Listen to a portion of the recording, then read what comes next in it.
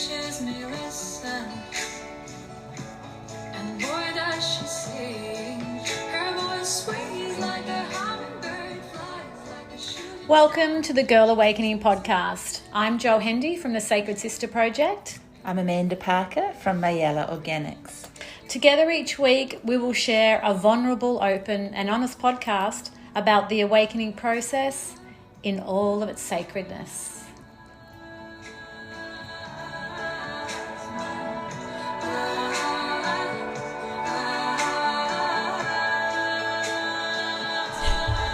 Good morning, Amanda. Hey Jo, How you doing? I'm great. We're not even going to say what episode it is because I've lost track. Yeah, it's kind of, I think we've been wrong the last week.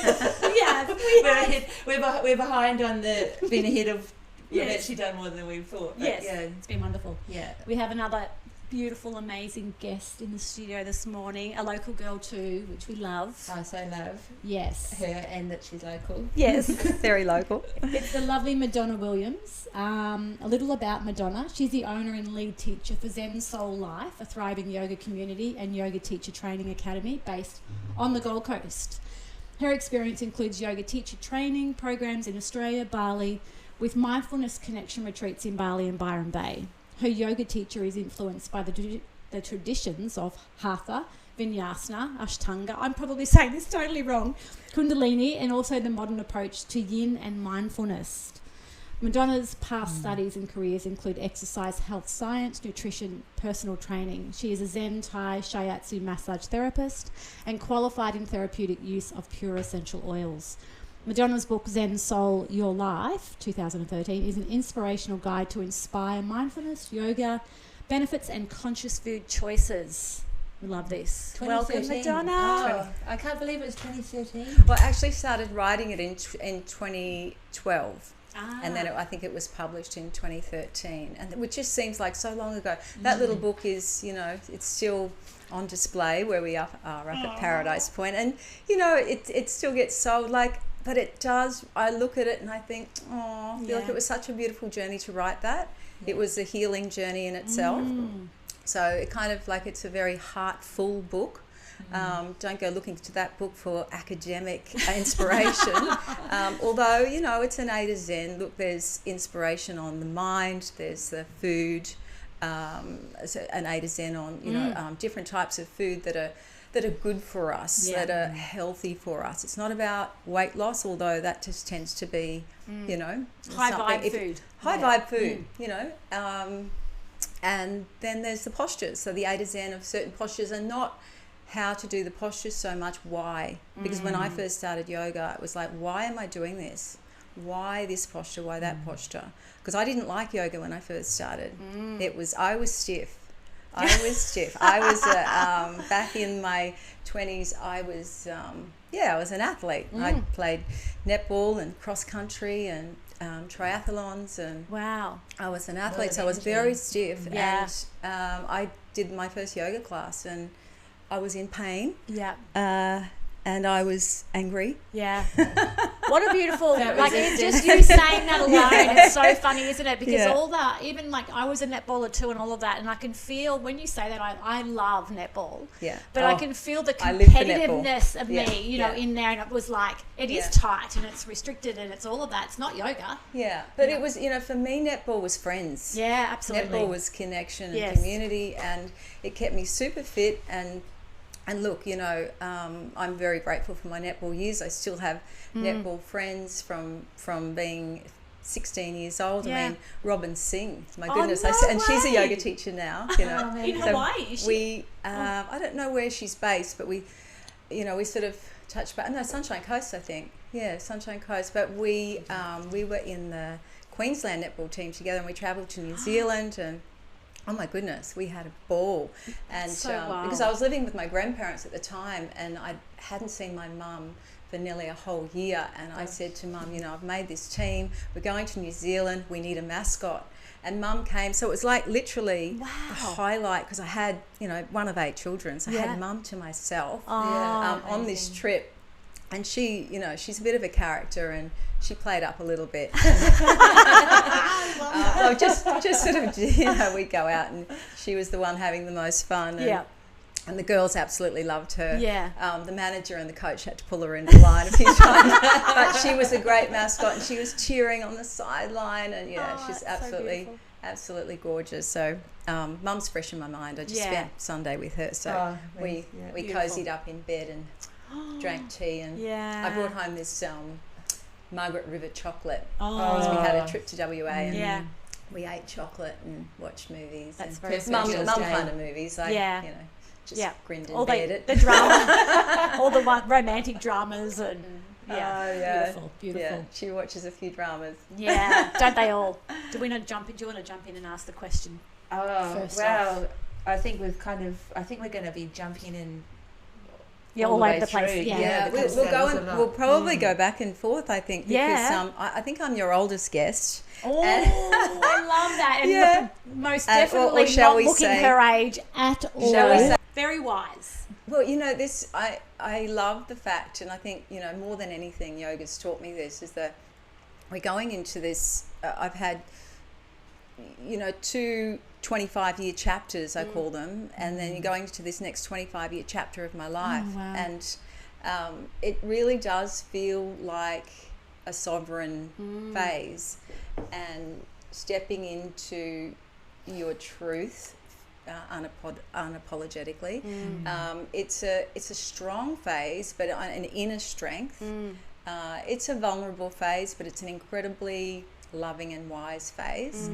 I think we're all in that phase, to be honest, as human beings on some level. But for my journey, and I think for women in general, when that third 25-year phase is it's really powerful. And I remember reading a book when I was 16, and instinctively, because of the events that happened, and we can go on a little journey maybe with the events that happened as a child and as an early teenager. But I read this book called Passage to Power, and I fell in love with Leslie Kenton, who some of the listeners probably know who she is if they're kind of my age. But she was she was the health leader of the time, and she wasn't so much a Marianne Williamson. She wasn't a Gabrielle Bernstein, so that they're sort of taking it more to a spiritual level. But she was pushing the boundaries, and she was hinting. And Passage to Power was about embracing your cycle, your menstrual cycle. It was about embracing your menopause. And here I am as a 16, and I embracing all this. I actually booked to see her in Brisbane. Oh, wow. As a 16-year-old. Went in there by myself into Brisbane City, living with my grandparents. Jumped on a bus and a train, and I got there and I got to see her and meet her in person, which was incredible. And she really inspired me at that age, because I was seeking and needing that direction, and so powerful at 16. The awareness in you then is... and I wouldn't have said that back then. That was just there was just this compelling part of me that thought, no, this is what I need, and this woman she's inspiring me. She's rocking it, and there was no one else like that in my life at the time. My mother now, I see, she was just so busy. She had 8 children. Wow. She was a nurse. And nursing back then, they worked around the clock. Yeah. Dad worked at sea. Wow. So it was full on. We were always sort of at grandparents or aunties, and I developed this really strong connection with my father's parents, Nana and Pop. So we had this incredible bond, and I can look back at my early childhood, and then even though, we were all going to their place, or some of us were, because 8 of us, so some of us were, but it was me in particular. And I kind of asked myself that question later on, much, much later on, because, many of us have attachments or beautiful connections with our grandparents, but it kind of went back to being a very young child, and there were 8 born in 7 years. Wow. So it was my elder sister, my brother, my next sister, myself, and they're 2 sets of twins. Oh, wow. Amazing. So, bit of a cheat. Yeah, that's wild. But the thing was, I turned 2 in January. My twin brothers were 1 in March, and then a twin brother and sister were born in a year and a day after the first set of twins. Incredible. Yeah, so March 31st and then April Fool's Day. Wow. You get 8 children. So your mum had But it 2 wasn't a sets of joke. twins. Yes. Wow. Yeah. That's a very So, busy and time. I, you know, looking back as a 2-year-old and knowing my nature now, knowing myself well enough now, I wanted to be the little, you know, Yeah. mother. I wanted to be, but I would get in the way. Yeah. And I'd cause damage, of course, because that's what 2-year-olds do. Being, you know, you want to. Enthusiastic. Well, yeah, you want to help, but you know, just for example, I put my new gumboots on and I climbed into the cot to make sure they were okay, but Yeah. you know, they ended up screaming because Yeah. I was stepping on their legs. But the intention was there, right? That is just And you adorable. needed your gumboots in there. The You knew it was intention gonna be was there. rough. I don't know why I put my new That's gumboots a on. lot of cute. work going Yes. on. You had Yeah, I work wasn't to sure do. what was actually going to be in that cot, but it went back to then, and then I think knowing that Mum had a lot on her plate, and I don't know, I always felt like I was older than I was. When I was Sounds- 2, I thought I was, you know, I don't know, an adult. I was a little adult trying to help. When I was in year 5, because I was sent to school a bit earlier, I thought this is too young for me, this class. Yeah. Because everybody's crying and everybody's Yeah, right. not got it together. Your perception of your environment and your concepts. Yeah, and must they were, have and been you know, so- they wanted to yeah. sort of play little games, whereas I felt like being with 2 sets of twins at home and helping Mum, or just, I don't know, being in that environment, I felt like I was already grown up. Yeah, And- you and needed it was- more stimulation than what was given because you already had all what was they were trying to give you at home. No, yeah, exactly. But I think it was just, that was part of me at the time. There was an awareness that was going on that I can only reflect on now, that, oh, Where you okay. felt you most belonged. Yeah, it was just as it was, Yeah. you know, and you know, that's just who I was at the time. But then as the years progressed, you know, I get a little bit older and I started to settle in with my peers. But I think the attachment to my grandparents came, and, you know, to be honest, I've never shared before, and I may get a little bit vulnerable. Yeah. You should never precede with that comment, should you? Because then it makes you get vulnerable. Oh, yeah, I could feel the feel it straight expression away. across Madonna's face was just beautiful. It was just, I actually took the box of tissues off the table. So oh, we're not going to need these today. It's felt. Yeah. Yeah. And I think, you know, like my public persona, and even going to school, most of my friends never knew about what happened at home, or Yeah. you know, anything. And even growing up, I've always been, I've always had an intention to raise people up and Yeah. to create a happy environment Yeah. and to be positive and all that sorts of things. But the essence of it was that I've always been on a healing journey. Yeah. And I didn't really realise that until the last 20 years, when I started a very, very deep yoga, meditative, you know, healing journey. But back then, there was 3 cases of abuse, and you know, one that took me, well, still even the last 10 years, it's been a lifetime of healing to forgive and to have compassion for the abuser, for the and you know, as for listeners that have been abused in some way, sexual abuse, physical abuse, you blame yourself, Absolutely. and you're a child, you know. Yeah. Go figure. Yeah. You blame yourself, but that's the nature of a little girl who thinks that she's safe, and she thinks that that person is safe, Yeah. and it turns around. Yeah. And you're literally in shock. You don't talk. You hide. You change. But you try not to let people know that you've changed. Yeah. You try to still put up a facade. And I think I spent most of my school years so focused, and I mastered suppression of emotion, but I also mastered containment of a story. And I mean, in the last 20 years, I've been able to go beyond my stories and beyond my pain, and to really heal myself energetically and heal myself on so many levels, and then bring all these other people with me, and be able to hold space for them as well.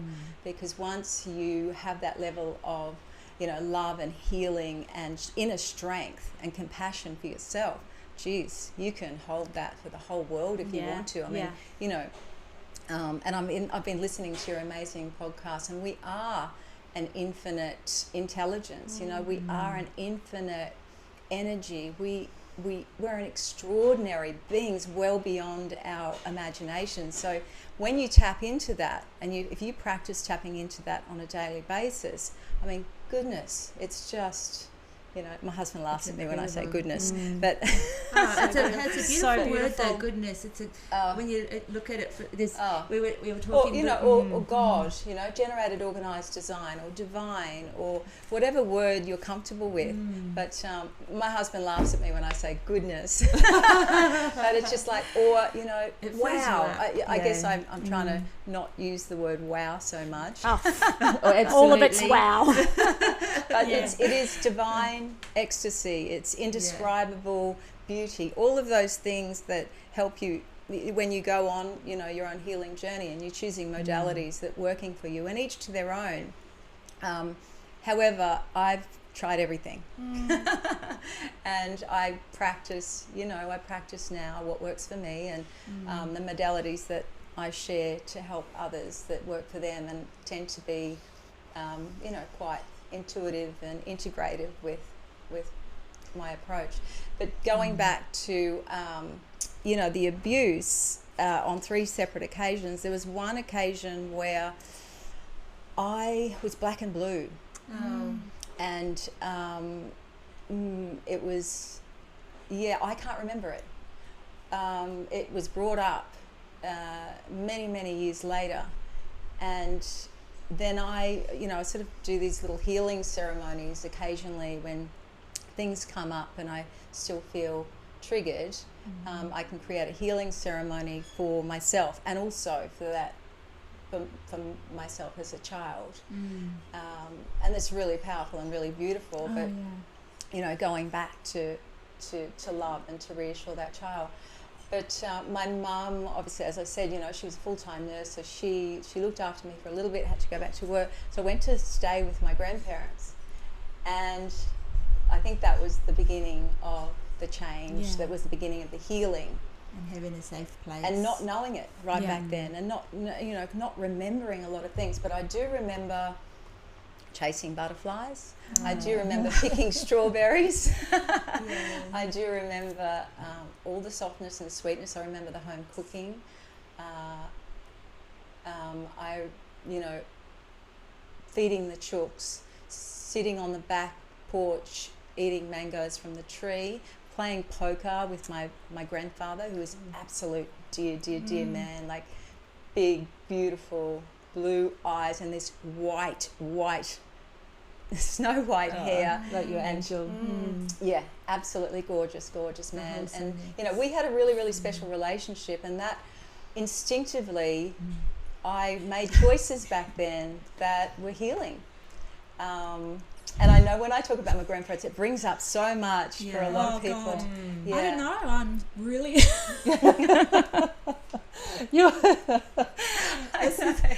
When people, very powerful. well, I have my students when we go on retreats, and the students I'm ask, going to bring the box of tissues I know, and it's you know, sometimes you want to apologise for making people cry, but this is good, right?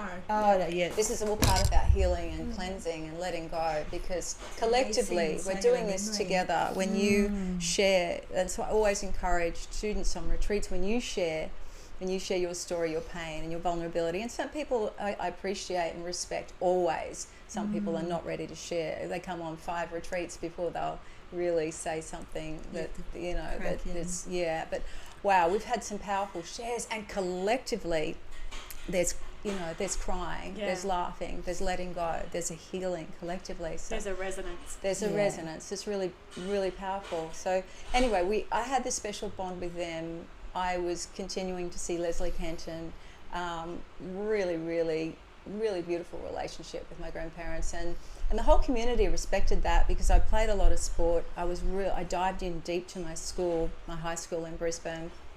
I had a lot of really close friends. So, and they knew that I lived with my grandparents. And not many then, like, you know, you couldn't count. I mean, there might have been 1 or 2 in 10 that didn't have their parents, both parents. Yeah, right. Yeah, back then. Can I just ask, because I don't know whether I missed something in my state of emotion. Yeah. Was the reason you went to live with your grandparents because of the abuse, or was it because... Yeah, so the first time, that was the healing time, and you're right, you did miss something. And then a few years later, not a few years, it was probably about 8 years later, my parents separated. Okay. So I went to live with my grandparents full time at 14. Okay. So you did miss something. There's a lot. Yeah. As I said, you know, there's a few decades. Yeah. But I'll try. It's absolutely perfect and beautiful. Yeah, no, it's good. And my mum was moving to the sunny coast because working in a hospital there. Dad was still going away to sea, but he would come home from sea and stay with his parents, my grandparents. So I still got contact with him, but I probably only see Mum once or twice a year, which broke my heart. Yeah. You know, it was really, really tough being away from her because she's, you know, a lot of people listening that know me know my mother, and she's absolutely amazing. Adorable. Yeah, to have 8 children, like that just blows my mind. 2 sets of twins, like that's literally there's. Yeah. So look, you know, back then she had 6 brothers. One did live down south, actually 2 down south, but 4 of them were close. So their wives, our aunties, pitched in. Mum's mum was alive until I was about 7 or 8, so she was very, very helpful. She was the community saint. She worked at the church. She was very charitable. She took in refugees. She was amazing. She had 7 children of her own. Awesome. So she was incredible. So there's a very strong community aspect to your life, just within the family alone, isn't it? Like there's community a lot of people in your life. Yeah, and I didn't know either until later when I realised, why am I choosing all these professions, even though I've gone into other professions like you know, a talent agency and which I still nurtured people through, and I was still a teacher of acting, but I've always leaned into and enjoyed more nursing, more giving.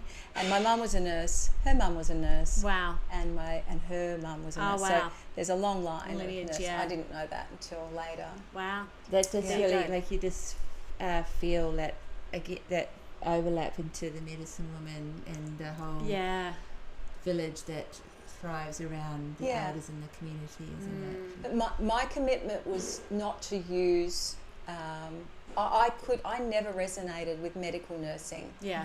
Because Mum always, you know, out of the 4 daughters, she wanted one of us to be a nurse. Well, she got me. My other sister is a naturopath. My elder sister, well, she had a few careers, but now she's a yoga teacher.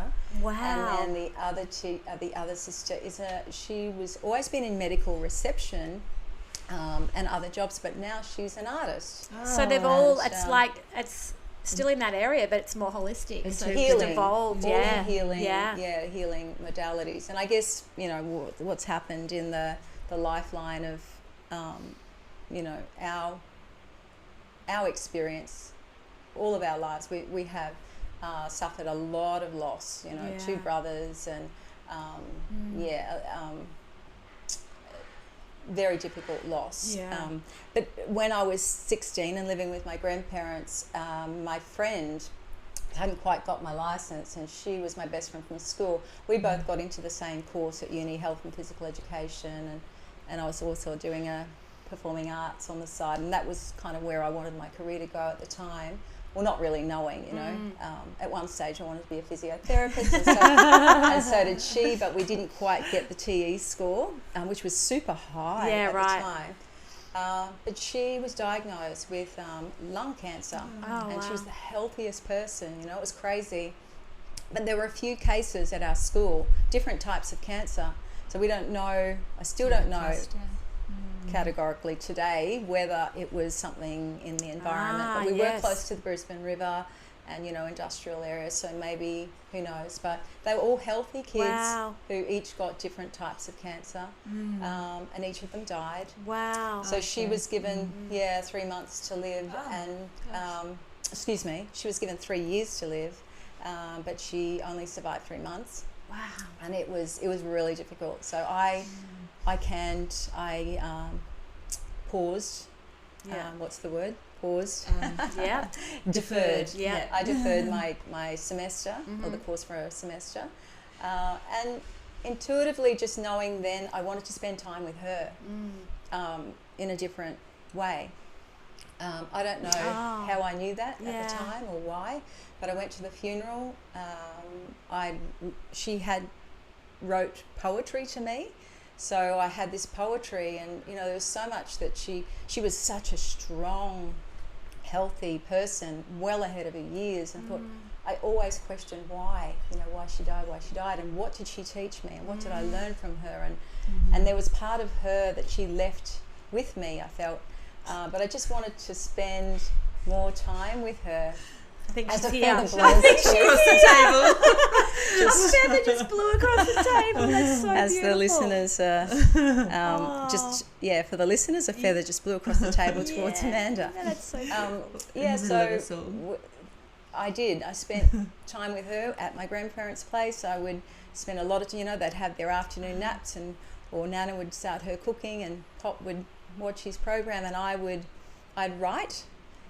I'd read things that were well ahead of my years, like just lots of philosophy and poetry about divinity and stuff like that, And I was 18 when she died. So there's all these little cracking opens, I guess, awareness, cracking opens. But when I look back, there was a part of me that knew how to elevate.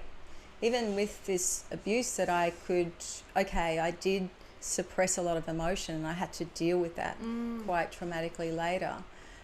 So I don't advocate that, but there was a part of me that knew how to transcend, to hold space for myself at the time. Yeah. And I guess that's just the spiritual part of all of us, the spiritual nature that, if you spend enough time by yourself in nature, and you're lucky enough to land or to have a safe space, at least for a short period of time, you can you can tap into that beautiful essence of yourself that will really heal you. So the healing journey had begun there, but we got to I met my husband, and he was part of my healing as well. Trusting men. Trusting men and feeling safe. Don't get him angry though. He's a strong man, but with a beautiful heart. But he's strong boundaries, and he was an incredible father. They wouldn't have said that as kids because he was so strict, but we all needed him. His boundaries, and he has just such an overwhelming love for me and the kids, and he's very family, so he was part of my healing as well. Absolutely. I met him, get this, I met him this weekend 35 years ago. Oh, wow. Yeah. How beautiful. I was working that out on the way here, actually. Oh, wow. 35 years ago. That's so amazing. I know. I hope that's right. We're going to go with that because it's beautiful. Well, it's so beautiful. Yeah, it's very, very close. Yeah, 35 or 36. But then we get to my real awakening, which I guess was a cracking open. And I'd spent my life to that point, getting busy, creating, going to college, creating a career, staying focused on sport, trying to keep my mind busy, and always raising the bar for myself. And it was back then, it was about success, not so much competition. I've never been and my teammates would always have a go at me for this, like, come on. And I'd be like, well, I'm playing for me. I want to do my best. Yeah. So I've always competed with myself. The same I do in business. I run my own race. so it was, I got to this point where I got cervical cancer. And so I had to go through that little drama, that little journey. It was, that was awful. How old were you at this stage? So it was about 24. Okay. We were married at 25. And then It's very young, isn't it? my grandfather, and it was just, I think it was all the build up, the Yeah. stress and the tension, as dis-ease always is. Yeah. You know, it's this emotional repression, and this tension, and this creation of toxins, toxicity, Yeah. also in the mind. Yeah. And I didn't realize that, how much toxicity was still in my mind, and I just,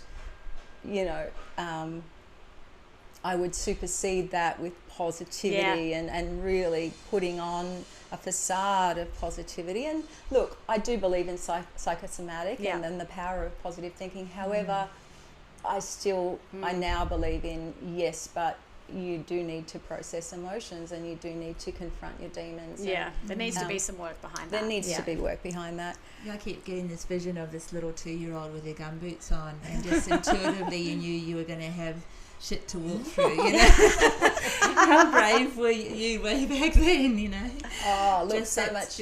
that strength and bravery. I never thought of myself as brave, but then things happened. Yeah. And now I can say today, sitting here, 100%, I've made some very brave moves. Yeah. Had some very, very tough things to, really step up to. And but that's what makes you who you are. And I think we all have a choice to lean into that or to shy away from that. And look, you know when you're ready, and sometimes you don't have a choice because it's an emergency. Yeah. And it's time. Yeah. To really rise. Absolutely. And this is your time to, when everything comes together, to help and to say, and that that's my belief, is we're all here on this planet to help each other in some way, shape, or form. We all have some kind of a dharma, a purpose that we fulfill for ourselves because we're good at it. It makes us feel good. It helps us in our own health, in our own happiness and fulfillment. But we're also, like you girls are doing, you're loving it, you're thriving, you've created this incredible podcast that will just help. I mean, if only, I said to Job, before we started, if only I had this when I was 16 to listen to, so I didn't feel alone, and I didn't feel such a freak at the time that I was sitting there reading what I was reading. I mean, I would never tell my girlfriends what I did at home. And I would never tell them what happened to me because I still wanted that happiness in some part of my life. Yeah. I didn't want my life to be dictated by what other people chose to do. So intuitively, I knew that. But anyway, we get to past, and getting married in 26. We get up to 1993. Whoa, that was a doozy. So I love how some years just stand out. Well, this was the real game changer for me, where there was no turning back. Yeah. And I've heard you say, quite a few times, you can't unsee what you've seen. And this was my time to really make some serious choices, and to be honest, I didn't have a choice. So Pop was getting really unwell, and he had cancer. He went into hospital, and I was driving up to Brisbane and seeing him in the PA hospital. I was still teaching on the coast. I don't know how I managed it, but I ended up getting a job opposite the hospital teaching aerobics. Oh, classic. Just so I could justify, Yeah. pay for the petrol, blah, blah, blah. Because I was just, he was my, he was my my best friend. He was my soulmate. Yeah. And he was my, I believe we all have guardians around us, and he was both of them were my earth guardians. And I mean, we've got many earth guardians, Absolutely. and now we've got many spirit guardians, but I was visiting him, and he had to he had melanoma in his eye, and he had to have his eye removed. And he looked at me and he said, "What do you think?" With it, and and the anaesthetist said, just visited him, and he said, "Damned if you do, damned if you don't." And I said, "You can do this, Pop. You can do this, and I'll be here waiting for you." Anyway, they came and they wheeled him off, and his little white thick hair was, you could see that at the top of the bed as they were wheeling him off, and then he just put his arm up with a thumbs up, and that's all I could see, with the thumbs up and the little white hair, and I just burst into tears. I'm like, oh my God, will I see him again? Anyway, sure enough, he came out of it, and he lived another 6 months, but in that time, in the 6 weeks, or it might have been a couple of months before he died, I fell off a horse. And that was, and you, as you can imagine, me driving up and down Brisbane, holding a job, got over the cervical and all of that, and just been married. I was absolutely ready to fall off a horse. Literally. So this horse didn't just, this horse bucked me off. Like, you've got to come to a screaming halt, because you're not getting it. You're not slowing down. I've got to love the universe. So then it hurts when you hit the ground and you've got no air in your body. And well, I was immobilised, and I couldn't move my legs, so there was a lot of concern for a few days. But I was immobilised for about 8 weeks, and it took a year to rehabilitate. And they said, you will never do this and that again, of course. That old story. And I felt, at the time, I felt like, I believe you, because this is the way I'm feeling. However, Miss Positivity decided to read, to meditate, learn to meditate. Wow. And I just picked up every book I could on overcoming adversity, power of the mind, blah, blah, blah. And a year later, and also with the help of, and I think he's still operating today, Dr. Chin Chan, I'd go and see him for acupuncture. I swear by acupuncture, because I did try every modality at that point. Not that I knew back then about kinesiology, and I hadn't, even though I was aware on some level, I hadn't been introduced to an energy healer or anyone like that.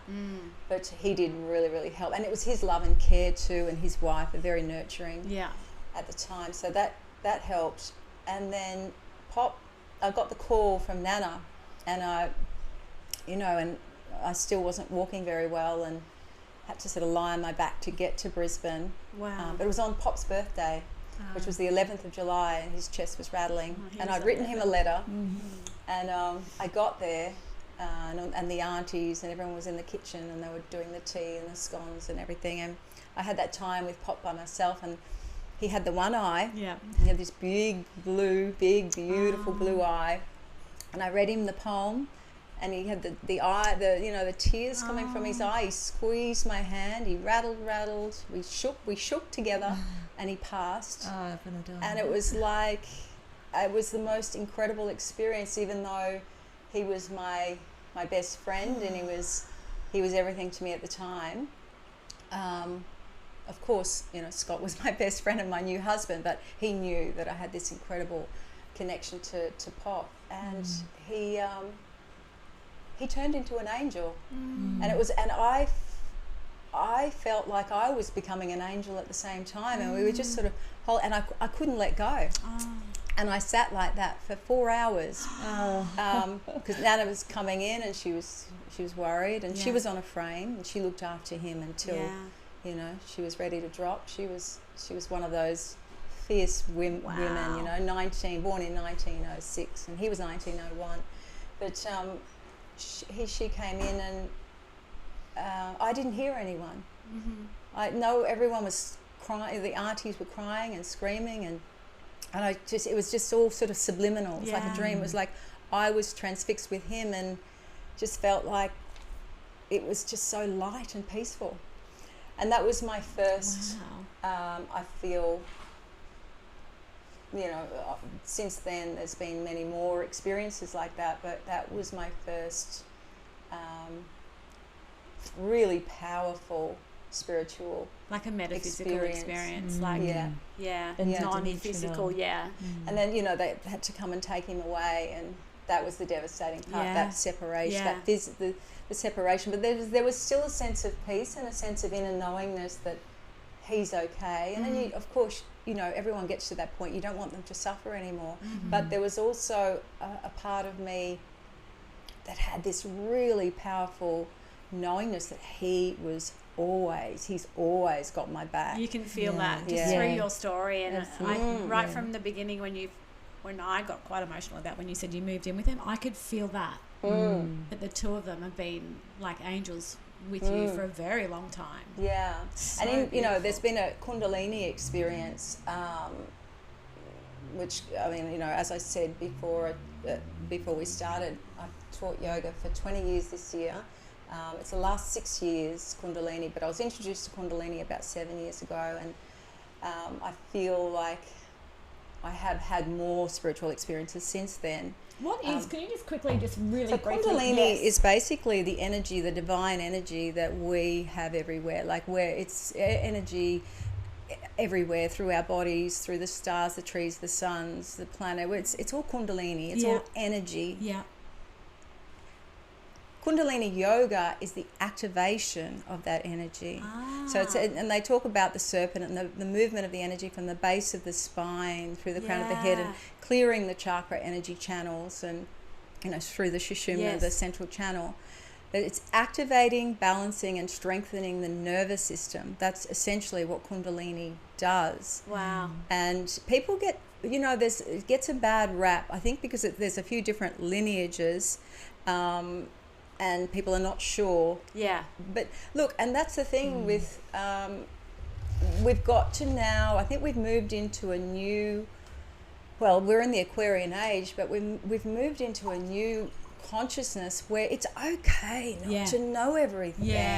It's okay to, can you hold space for being uncertain? Can you hold space for not knowing everything? Can you hold space for the mystery?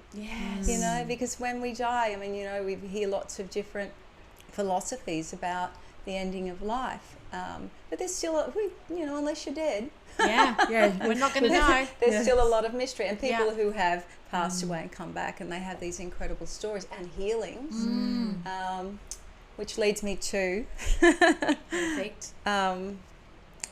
So Pop passed, and How and old then were you then? You're only still young. You're 20 something. well, it was the year before Jack was born, so I was 26.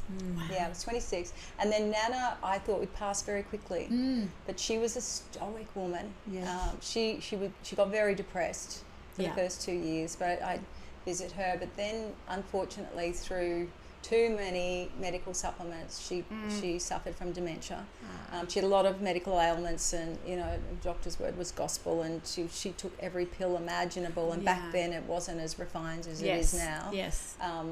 Even though but God love all of that profession. I've been saved by emergency myself, but Nana, she lasted another 6 years. It was incredible. God love her. But then she went into a home, and that was a really hard experience because she'd lost her mind, and she was saying a lot of things that were really they're not themselves. But it was toxic too. It was hard, and a lot of her repressed stuff came up from her childhood that I didn't know about, and it was very confronting for me. But she was my earth. She had my back. Oh dear, she had my back. She was incredible. So, and it's funny now, through all of my spiritual experiences, I suppose, I thought that they would be the two.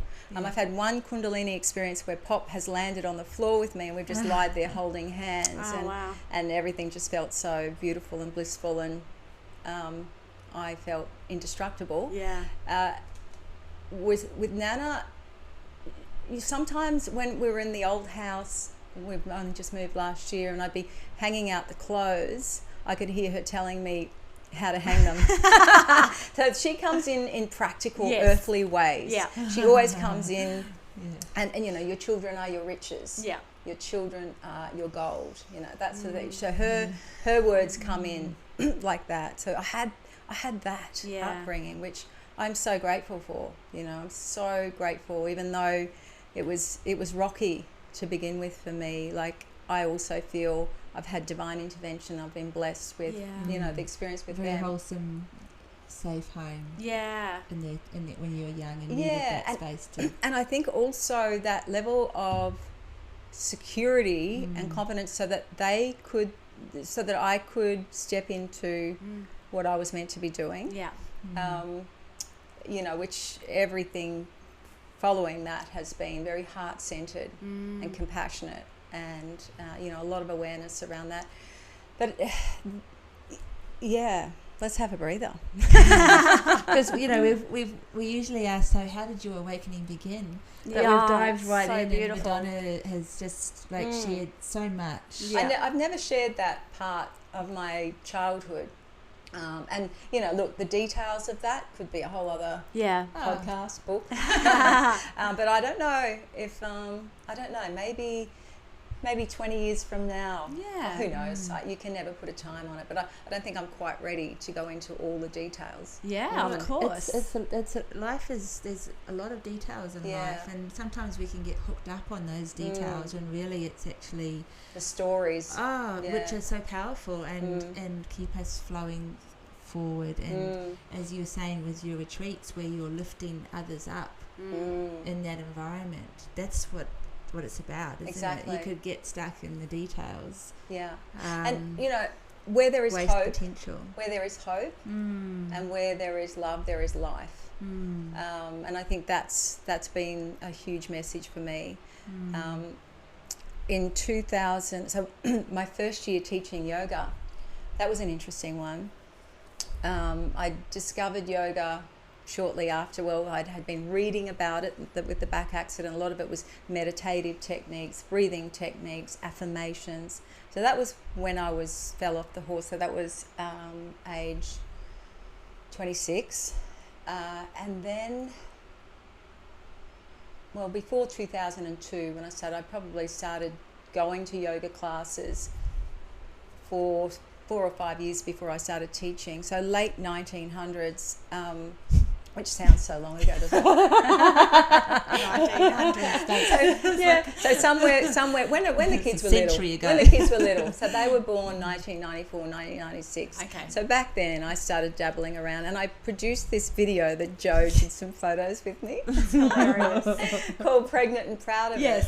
And, you know, when I look back, a lot of I did a little exercise class because that was my background then, and I did an underwater thing, but I enjoyed the stretching. Yeah. I just love the stretching. And even as a netball player, I loved the stretching. So I guess that was, you know, that was always going to bloom in some way. Yeah. So I started this yoga teacher training, and I started teaching in 2002, just one-on-ones and small groups, and very locally at Paradise Point. And I had my birthday in January, and my brother came along, but he'd been struggling with schizophrenia for many years. But we felt he was going well. But he'd come along about a month after my birthday. I got a call from Mum to visit him, and he wanted me to take him to the train station to go up to Townsville, because that was the only place he could get into for detoxing, and he was addicted to marijuana to help with his schizophrenia. Anyway, he went up there, but look, that didn't go very well. When he came off the marijuana, which they did very successfully through the program, he had a lot of the raging symptoms come up. And they took him to the Townsville Hospital once, twice, 3 times to emergency. And the psych nurse at the time, the same nurse, was a male nurse who then left shortly after the incident. He kept turning him away. He said, no, he's still detoxing. And they said, no, he's been through the program, da-da-da-da.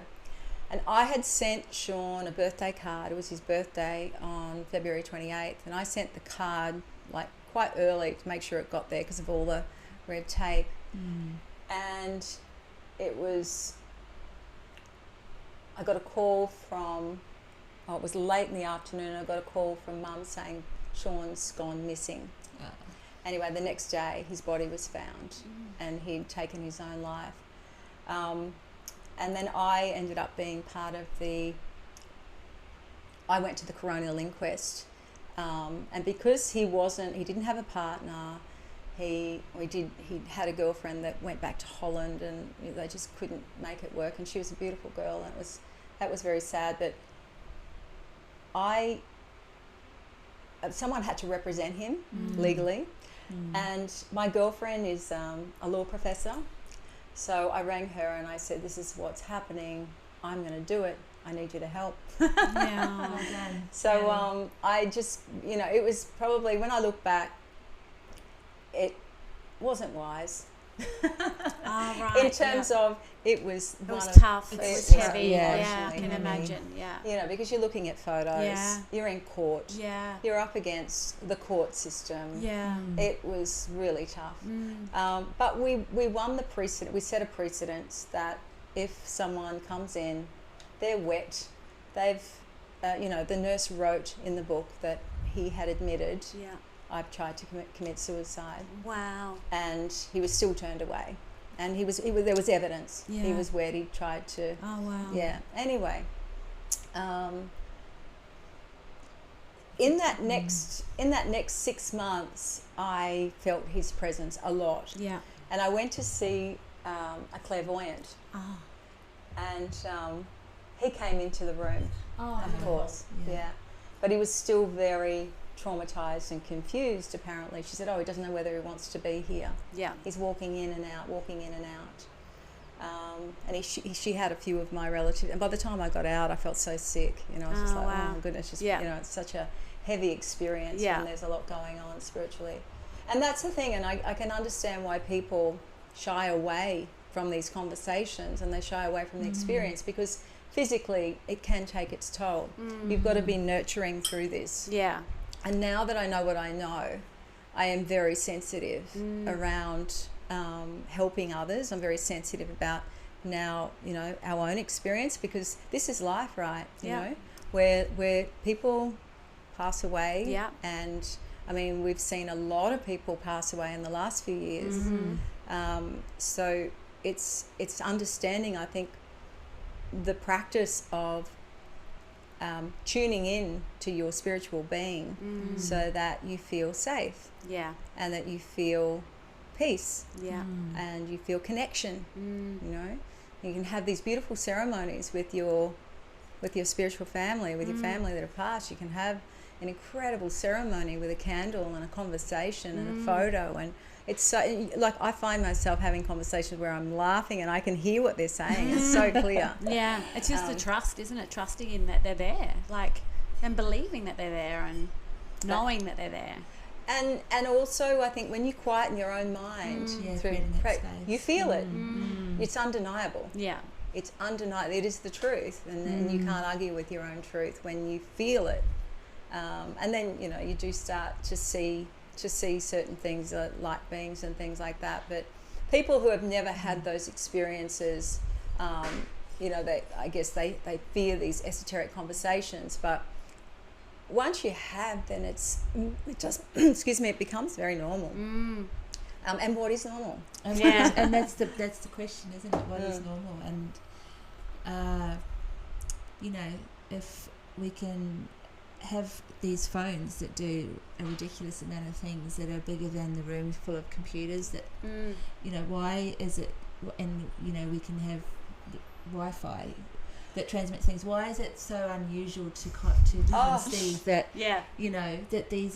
that to be in communication with past or with spirit or is so unachievable. It's so not real. It doesn't make sense to draw the line, does it? When I learnt that your aura, your magnetic field, is 3 meters in radius around you, or diameter around you, the magnificence of your energy, when your mind is clear, what you can tap into, what you can channel, and that is also your protective field. That's also your shield, your magnetic shield that protects you or you can call it in to protect you. You can be tapping into that energy and aware of that. So that it gives you so much strength and peace and inner knowingness in really tough situations. And look, you're not going to pull out your magnetic field when you're having a ball, because you're just playing and you're dancing in that realm anyway. You're not going to draw on all these yogic philosophies and everything that you learn when you're having a great time, because you've done all the work to clear away stuff so that you can enjoy your life, that you can be your fullest self. And so is this where you find the Kundalini that has been so powerful for you, because it's helped to be in flow with your energy field, or to tap into it? Yeah, look, yoga still does that for me. I love the postures and the focus. Still the mind, still the body, still the eyes, still the body, still the mind. And the whole point of yoga is to quieten the mind, quieten the mind, quieten the mind. So you get to that point where you're tapping into your body and your breath, but then beyond that, the subtle essence of yourself. You're tapping into your energy, and you're tapping into this overwhelming sense of love and gratitude, and all the divinity that we all have. Kundalini, it's just a different approach. There's a lot more breath work. I find there's a lot more mantra.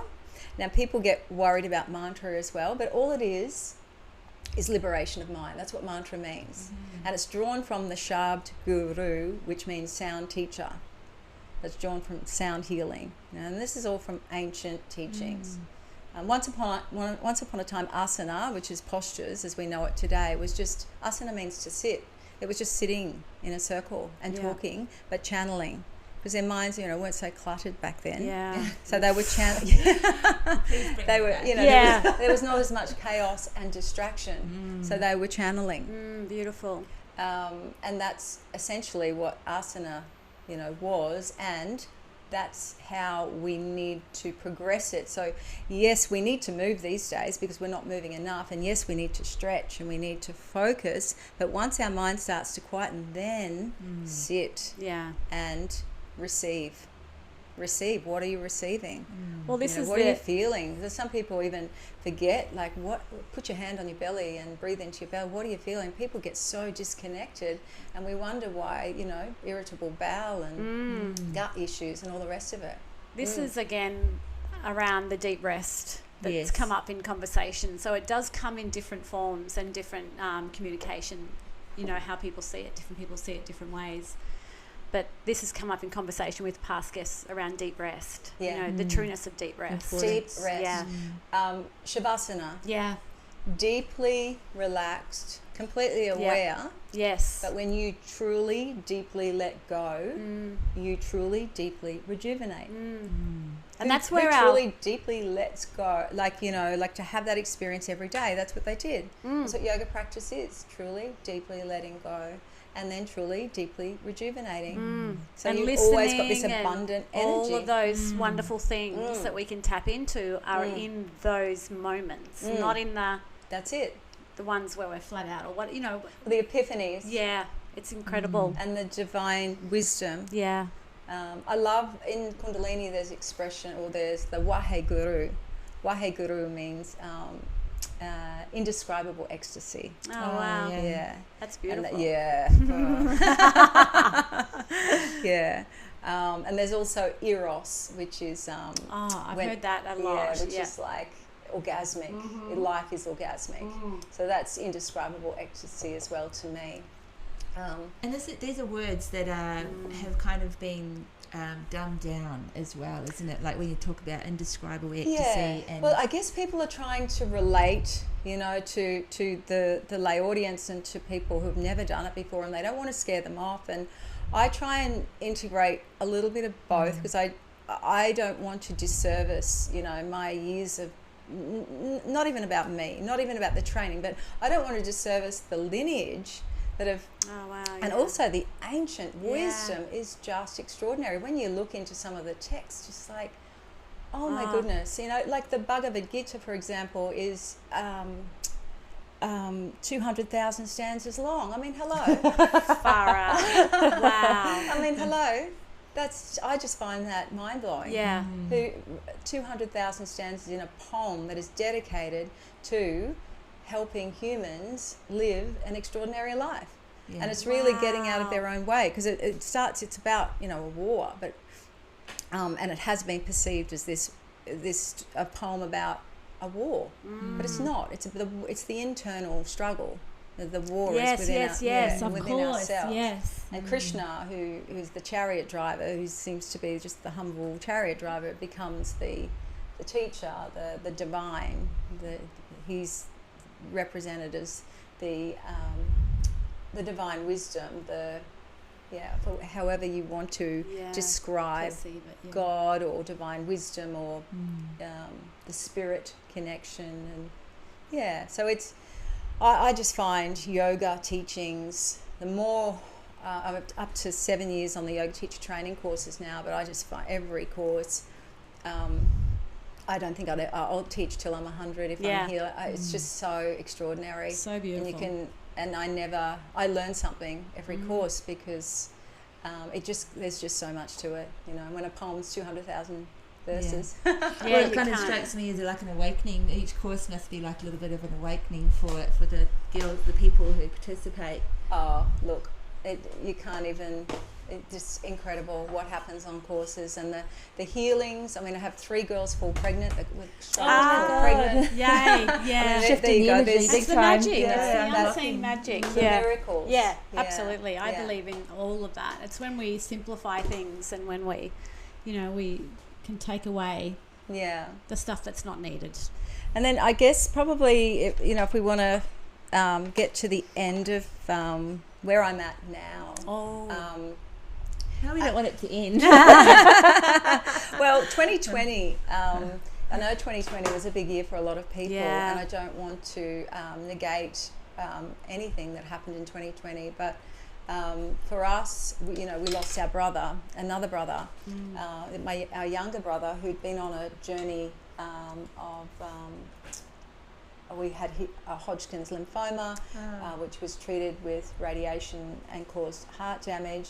And then the heart sort of weakened over time. He had an operation to replace valves and arteries, etc., or to fix a valve and artery. But then a couple of years later, he needed the transplant, which he always knew he'd have to get to the transplant. They delay that, so in case the transplant only has a certain lifespan, so they delay it to the person later in life.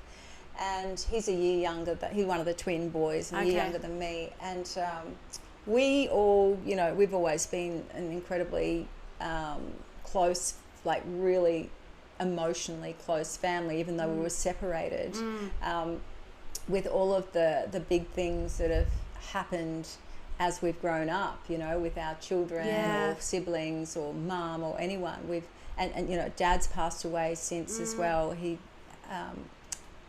with lung and brain cancer, and that was a big journey, and we all sort of gathered and took turns, even though he was living with his new partner, we all took turns and looked after him.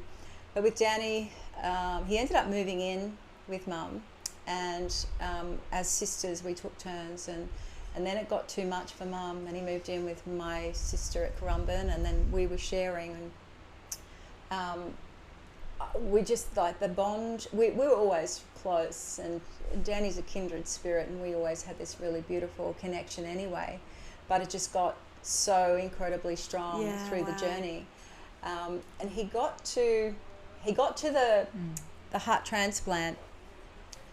Because you've got to be on the list. That's huge. Yeah, you've got to be on the list, and he got there, and it was January, and it was my birthday. This is 2020. This is 2020. Yep.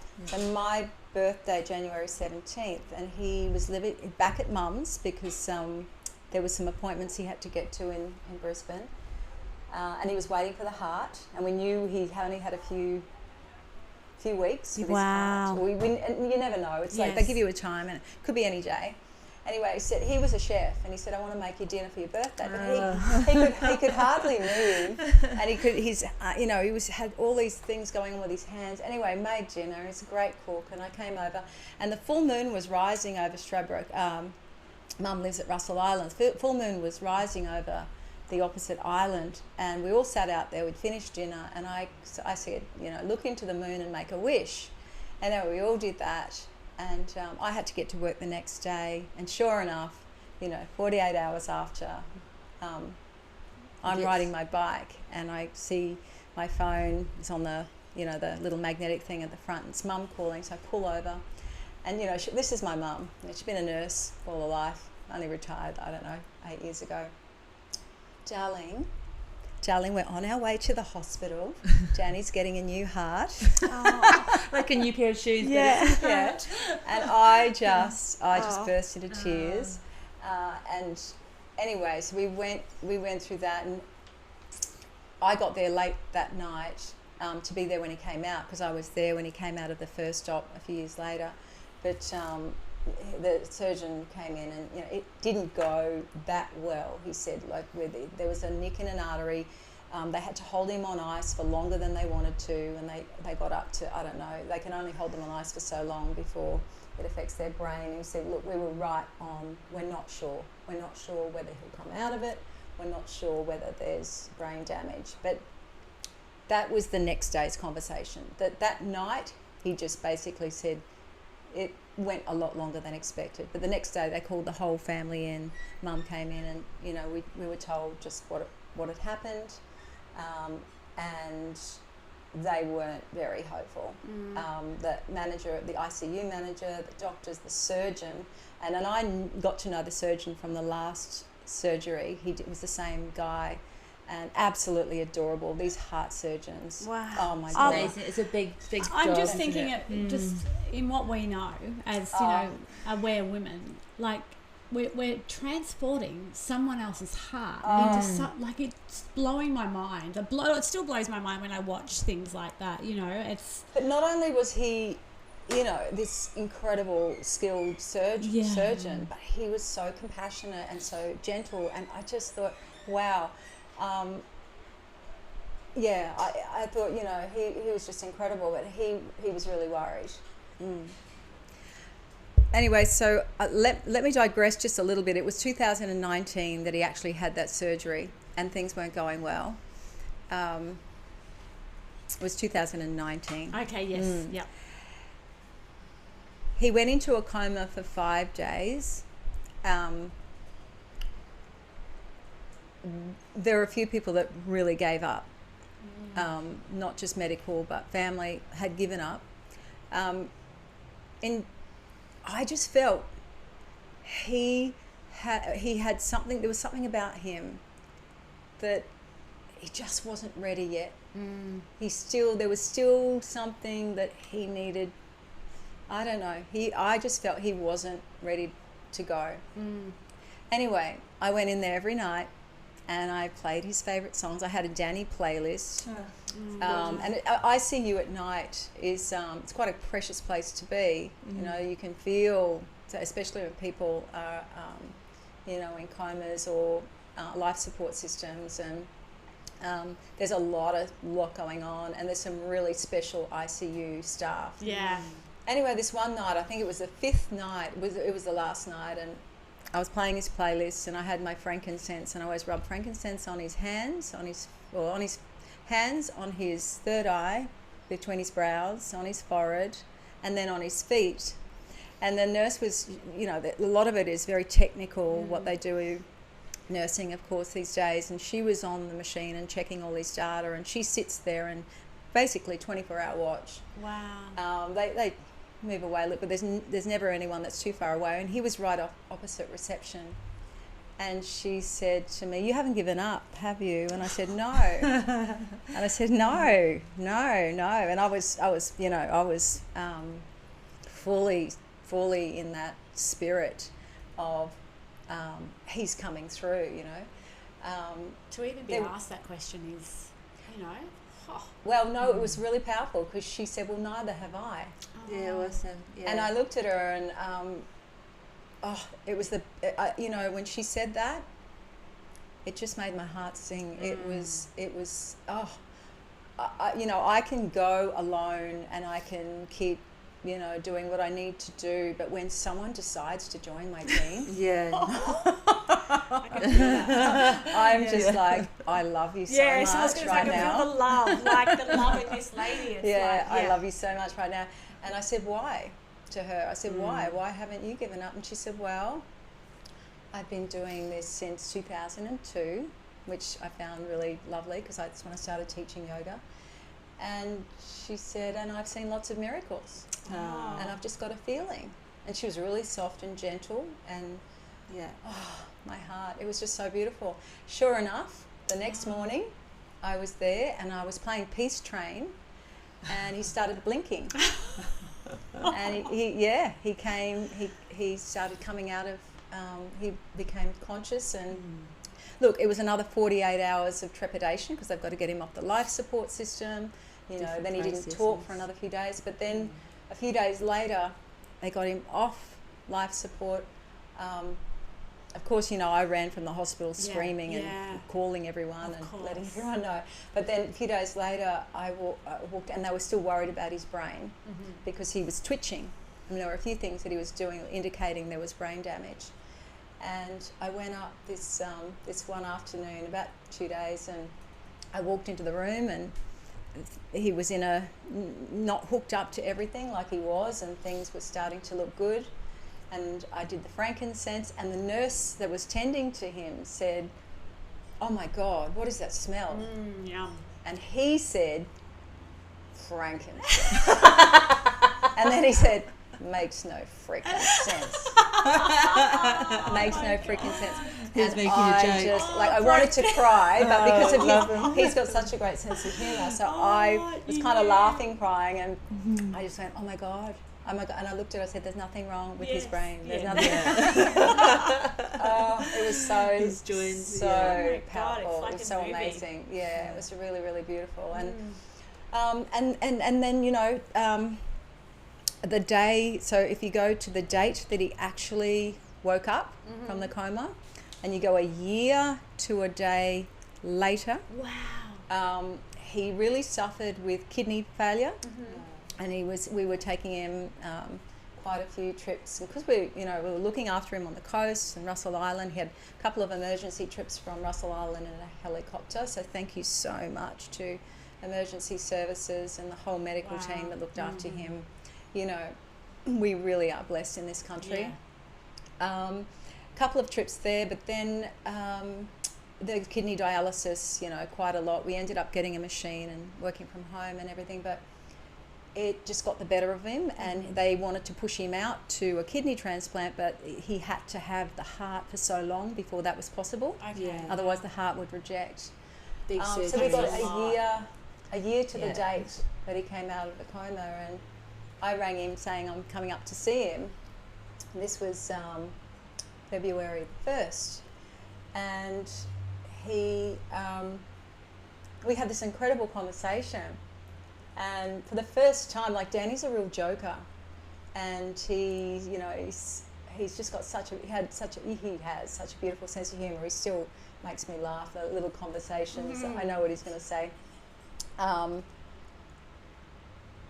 he calls a spade, and he can call you out on your stuff, really beautifully. Like everyone could take it from Danny, not anyone else, just Danny. Yeah. Danny tells you, okay. Yeah, you respect what he's saying. It's okay if Danny's saying it, we're going to listen. So we had this really heart-to-heart. It was really lovely. And I can't remember the actual content, but it was just a really beautiful conversation. And he said, I needed to hear all that today. I really, really needed this conversation today. And he'd sent me, he was in PA hospital at the time. He'd gone downstairs and a couple of weeks beforehand and wrote on my birthday card, and he said, "I've got your birthday card here." Anyway, then the very next day I was teaching at Main Beach, 7 o'clock in the morning, finished 8 o'clock, and had to to get to where I needed to go, and there were all these missed calls from my sister. And she said, get on the road. We're all going up to the hospital. Danny's had what had happened, there was a bleed on the lung. He'd had another heart attack. We'd had a heart attack. And they've got in a ICU and life support. So we got there 5 days in a coma. 5 days again. And I thought, well, maybe he's Houdini, maybe he could do it again. Yeah. But we were all getting really unwell ourselves. Yeah. And it was really, really difficult to hold that energy and that space. But by the same token, none of us wanted to let him go. Because we've seen, and he taught us, like, his resilience and his grace under fire and his humour in the most unbelievably painful situations. He was being there for all of you. Incredible love, isn't it? So we got to that 5th day, and he did have on the he had brain damage. Even though that was proven, and I still, when I was with him, there was still signs of him there, and I still could feel, and I still wasn't ready to let him go. But we all gathered around. Most of us did. Some of them couldn't come in, and we were like his little guardians, and we all held him and supported him as he passed. It was really, really, really powerful. And then everyone left, and because I'd had that experience with Pop and with Nana and with Dad, I decided I wanted to stay. So I stayed for another few hours, and the nurses were really lovely. They're just cups of tea and water, and then they left me. And I'm sure ICU nurses, they see everything and they feel everything. Well, a lot of them have a real appreciation. So I stayed, and we had another conversation about, okay, what's next? What do we do next? It was really powerful. So beautiful. But to be, I think what it's taught me is this. Is to not be afraid, and that Shavasana is, it's the preparation for letting go, and to hold space.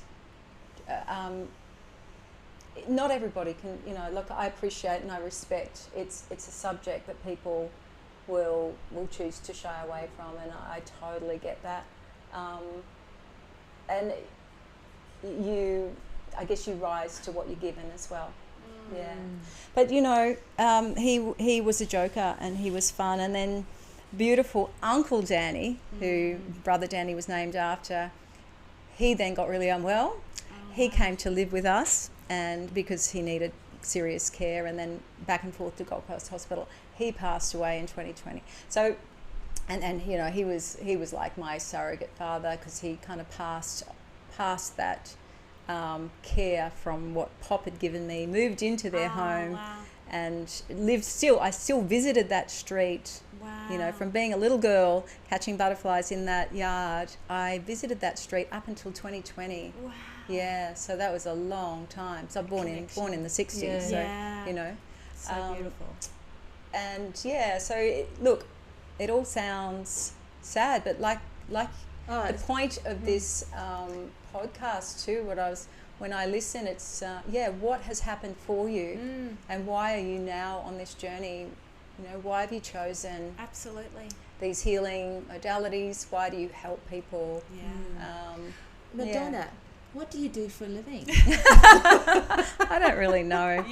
That question, how do you address that question? Because everything you describe is an incredible life path that has been awakenings constantly, isn't it? Yeah. What do I do for a living? Well, I was being trivial then, because you obviously choose for so many reasons. Yeah, absolutely. But I think my thing for a long time has been do what lights you up, do what you love, and are you helping yourself? Are you truly helping yourself? And are you truly helping other people? That's my thing. So does it light you up? Does it fulfill you? Is it is it helping you in some way? Because if you're not being helped, if you're not being filled up, there's no way you're going to help anyone. Most of, I think, your audience understand that. And are you truly helping? And I don't know, I've always been a people person, and I love people, I love community. I love to make people happy. When people come into my class sad and they smile, they cry, they cleanse, but then they laugh and they smile and they give me a hug and a kiss. I mean, or even if they don't give me a hug and a kiss, they just turn around and go. So I've got one girl that comes and she just turns around, she gives me the thumbs up. Like a pop. That's the truth. Yeah, I didn't think of that. What was that? Like a pop. Remember? Yeah. In the hospital. Oh, yes. Oh, how beautiful. Yeah. Spot on. So look, that's my juice. When, because I know what it's like to be depressed. I know what it's like to be incredibly fearful and insecure and in deep pain. And I know what it's like to grieve, like your heart is going to splatter into a million pieces. I know what it's like to be really angry, So it's about, I feel like the healing is about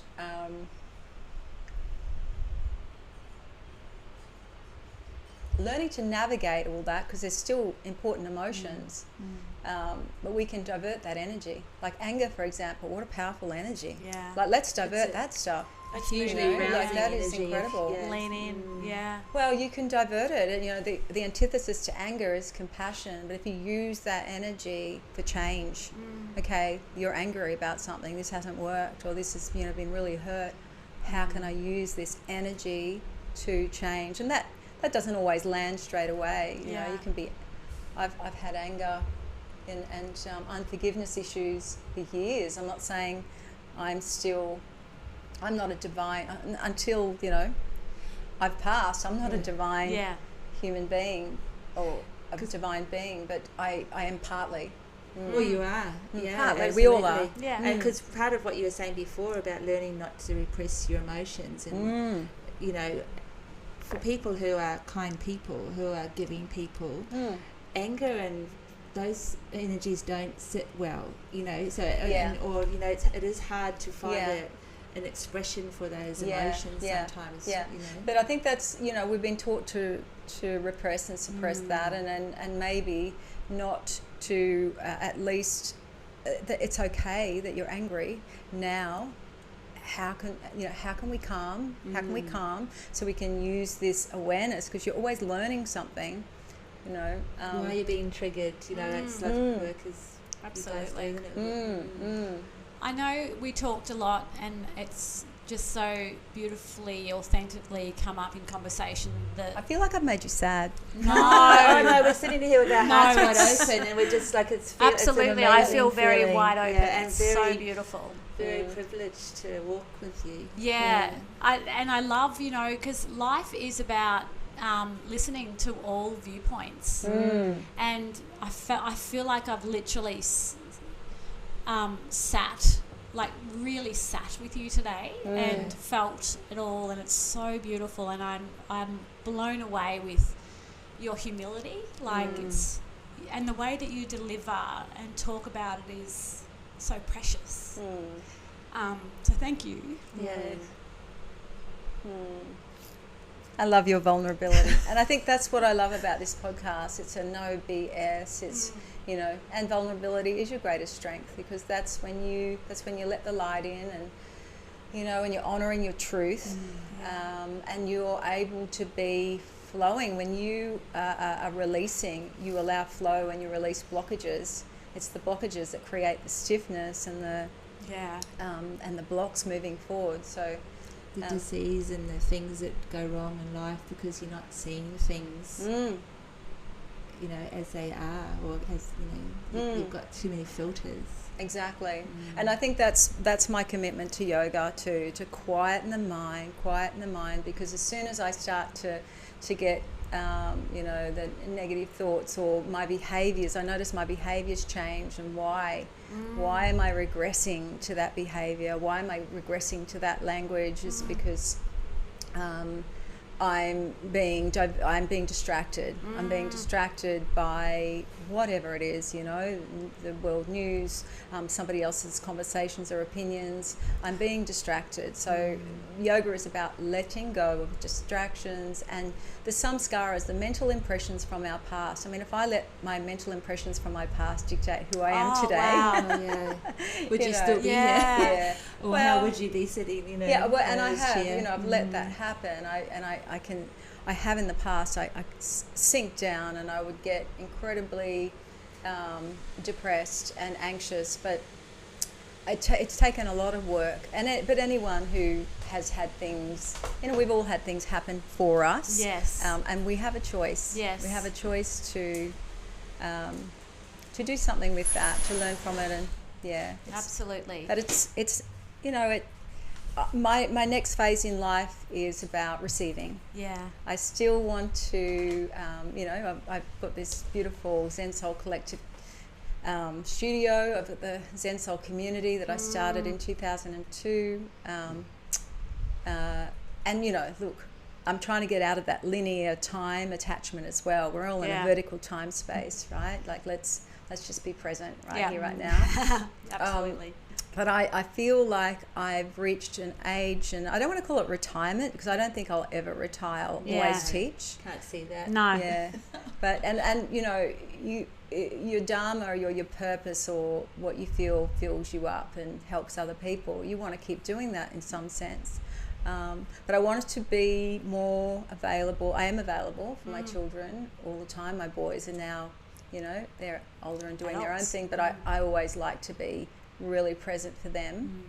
And, you know, we've had a lot of stuff happen for them in the last, as most parents do, but they've had some big things happen in the last 10 years. So, but I feel like I can hold space no matter what happens, you know.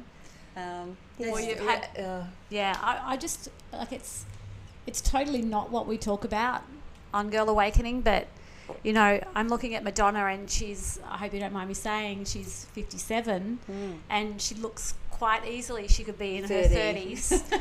And I'm thinking, you know, this is a beautiful example of a woman that hasn't held on to anything, you know, that you've experienced, you've felt, fully felt, and you've moved through it, and you're not wearing any of your stuff. And it's you are like literally a living example of, you know, what you can be and what's available when you do move into the scary parts and the sad parts and all those experiences and fully experience it and let it go and move through it.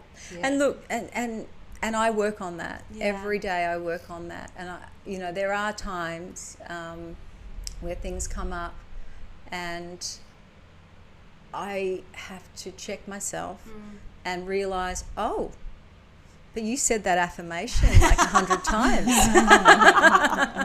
And I do have to then go, well, hey, okay, now you're going to feel it. Now I really want you to feel it. So, I don't know, people who meditate all the time, you start to become the witness of your thoughts and you're telling yourself what to do a lot.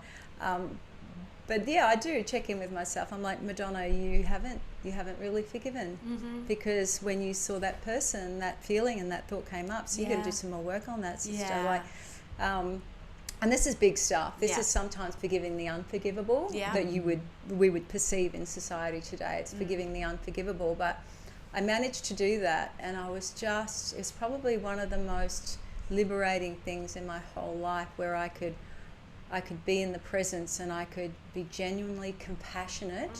I still had very strong boundaries. It's not like you become best friends, or, you know, you still don't let that person, well, in my choice, I don't have no need for that person to be in my life. However, for me to liberate myself, for me to have the level of love and peace that I long for, I had to, didn't have to, but I made the choice to forgive in my heart. No words have to be said. I mean, I've done lots of journaling. I've done, you know, lots of ceremonies where I've had conversations with this person, but I was in their presence. I was polite. I sat. I could feel my compassion for that person. And, you know, of course, as karma has has its way, you know, it always works out. Well, the person who created a lot of trauma, I guess, mental trauma for me, is on a suffering, on a physical suffering journey. And, you know, look, anyone who is an abuser tends to have, you know, like a bully. And we all know that story. The bully is the one that, you know, needs the help. So to find the forgiveness and the compassion for this person was a life's journey. But I got there, you know, and it was a big occasion, and the actual occasion, but it was a monumental life experience for me. Well, it comes back to that responsibility, doesn't it? Self-responsibility. It's like, how far are you willing to go to clear your own stuff? Exactly. Yeah. But also it's that ultimate freeing out of anything that they have on you as well, isn't it? Yes. That's what I find is, as you say, it's incredibly hard work to get to that space. But one of the gifts to you is that you are totally free of whatever the energy experience was about. And that's pretty powerful in itself, isn't it? Definitely. Can we end on a happy note? Absolutely. We're going to hand it over to you. We're going to hand it over to you. Where would you like to go for the last little bit of this podcast? Oh, I thought you meant on my next trip.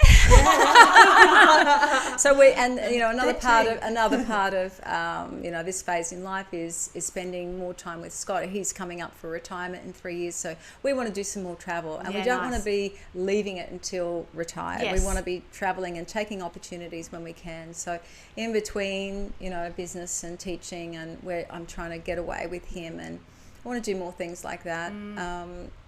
We just went to WA. Oh my God, never been to Margaret River. Denmark, didn't know there was a Denmark in Australia. It's beautiful. Esperance, the most incredible place. Wow. Like the turquoise water, the white dolphin skin beach. Like it's like I felt like I was on another planet. And the Antarctica influence there.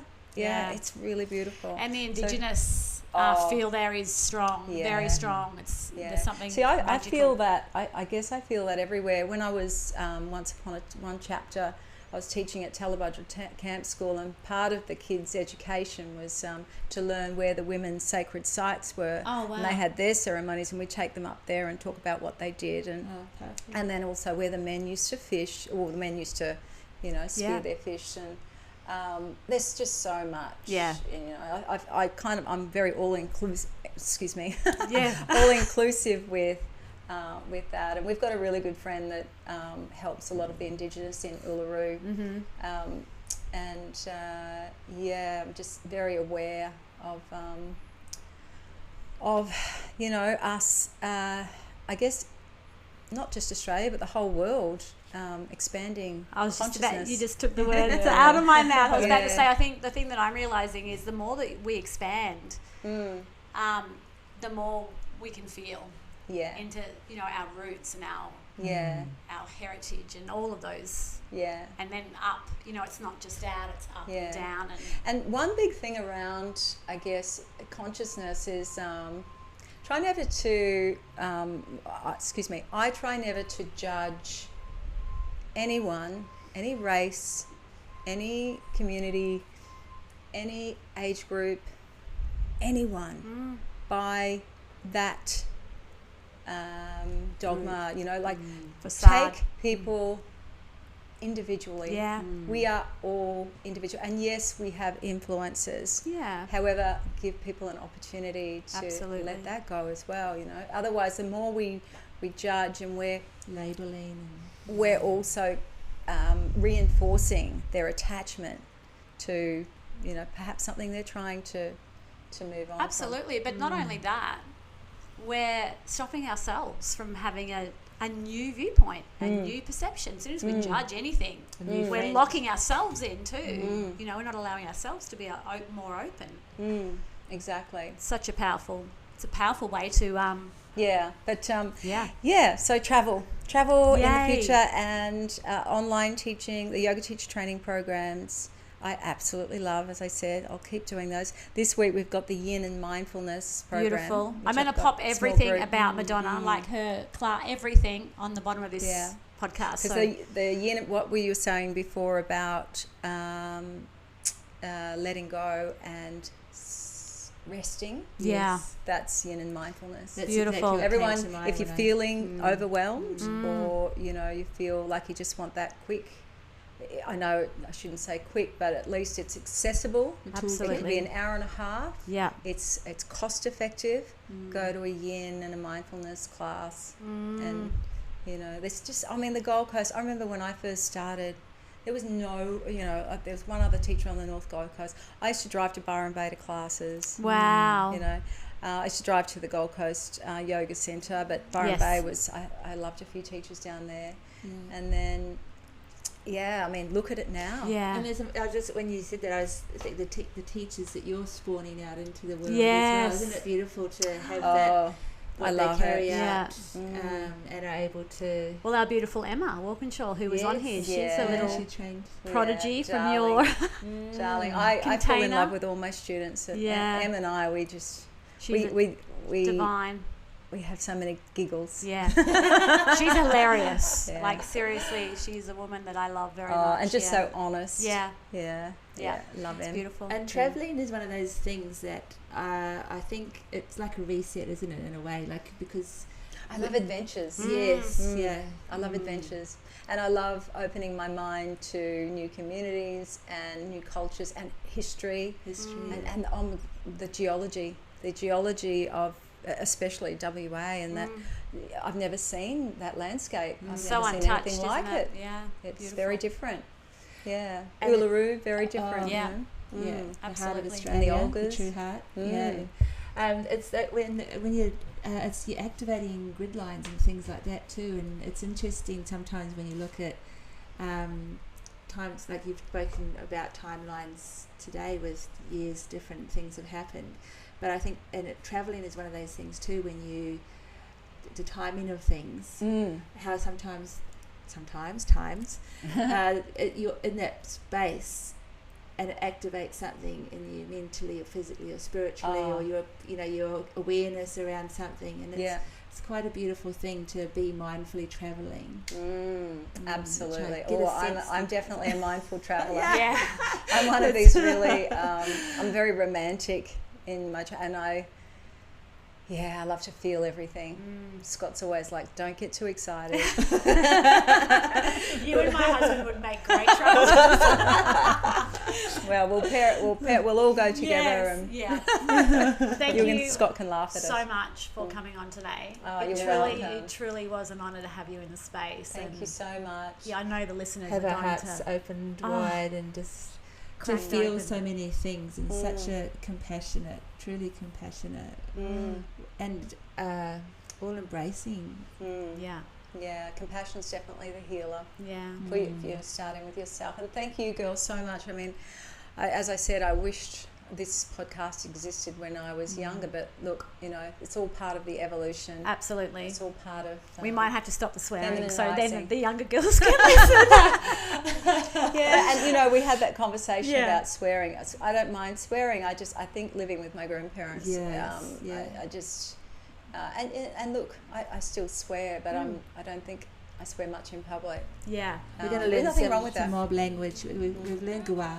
Yes. Which is- Amanda's really keen on learning the mob language, so the we can swear bring words, it, so yeah. we can say it and it doesn't really... But Just- it's got the same feel about Yeah. it, but it's not perhaps... So now you can say Waheguru. I wrote that down actually. Indescribable ecstasy. Yeah, and which is also the ultimate trust. Waheguru, you're trusting, surrendering to divine ecstasy. What a beautiful way to finish. Thank Thanks, you, Madonna. Thank you, girls. Thank you. Awakening podcast. We will see you next week with a new guest, and we look forward to sharing with you an awakening. There's a link in our show notes for info regarding our guest, and a special blissful thank you to Ksenia Luki, the amazing artist behind our theme song. We will see you next week. Bye.